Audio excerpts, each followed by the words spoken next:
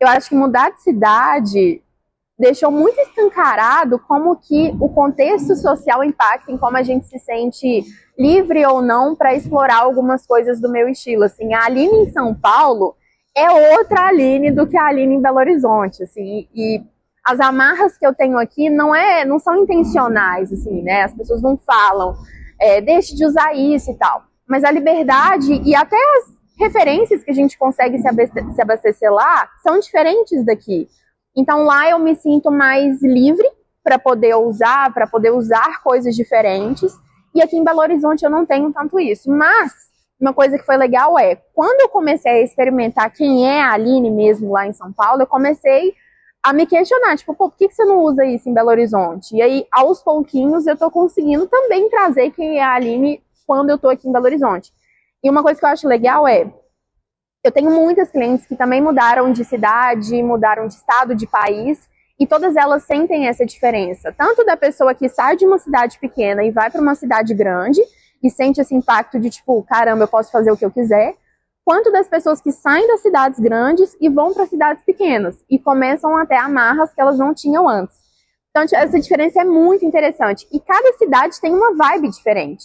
Eu tenho clientes que saíram de São Paulo e foram para o litoral para morar. E no litoral sentem mais vontade de usar estampa, de usar cor.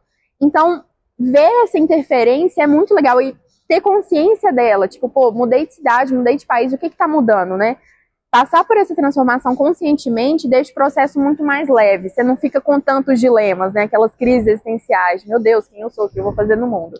Então, é interessante. Se você ainda não mudou de cidade, você pode reparar isso quando você vai viajar. Né? Às vezes você vai... tive uma cliente que ela foi, acho que era pra Grécia. Ela foi pra Grécia. E aí, quando ela tava indo, ela tava, tipo, construindo a persona da Grécia, entendeu? Tipo, de usar roupas mais fluidas e vestido. E aí a gente tem que ter um filtro de, tipo, tá, eu quero usar essa roupa lá, mas se eu comprar ela, será que eu vou usar na minha vida? A gente tem que conseguir separar as coisas também para não fazer alguns equívocos aí. Mas eu também acho legal a gente se divertir com isso, a gente se jogar nessa nova persona que a gente está construindo. Então, repare em viagens, elas dizem muito.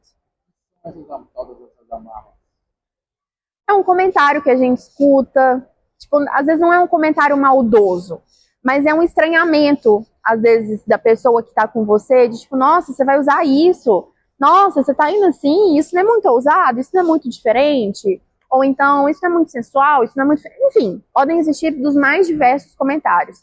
Mas eu acho que além dos comentários, também tem o contexto do que as pessoas costumam usar no lugar. E 90% das pessoas querem estar adequadas. Algumas pessoas se sentem confortáveis em se diferenciar, e destacar, e ir diferente, é isso aí, e é maravilhoso. Mas também tem, assim, grande maioria vai querer pertencer, estar adequada. E nesse estar adequado, começam a surgir essas interpretações do que eu tenho que usar para eu estar ali sem ninguém me notar. E esse é um problema também, né? Porque muita gente não quer ser notada. E aí a gente já chega no ponto de, tipo, tá, ela não quer ser notada porque ela é realmente uma pessoa discreta ou porque ela tá insegura e tem alguma coisa por trás. Então, uma coisa vai puxando a outra. Eu tenho uma psicóloga no meu processo, inclusive, de consultoria. É claro que a gente não cura traumas em uma sessão, mas a gente consegue entender, às vezes, de onde vem um trauma e de onde vem algum comportamento. Então, às vezes, a pessoa tem, por exemplo, essa insegurança de querer passar despercebida.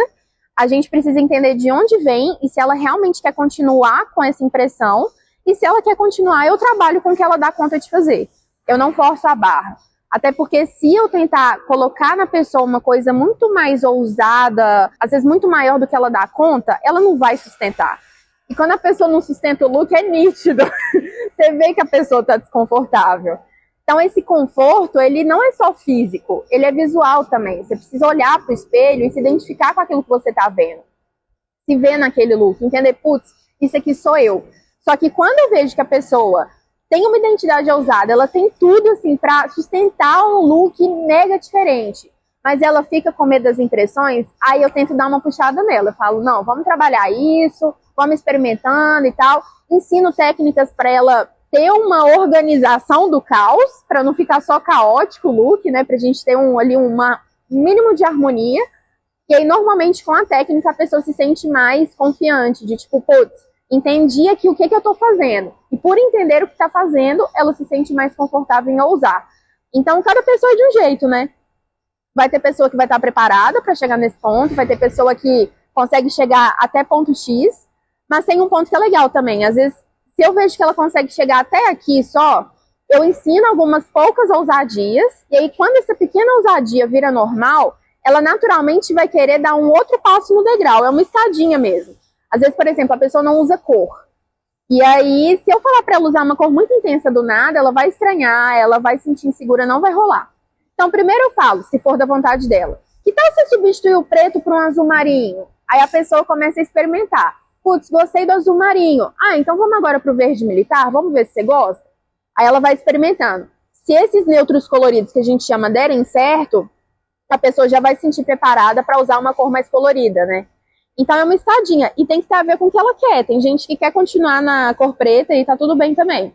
Então, até depende de qual tipo de ousadia que a gente está falando. A gente está falando de uma cor diferente, de um shape diferente, de um tecido, de um caimento, o que é, né? São graus diferentes, assim.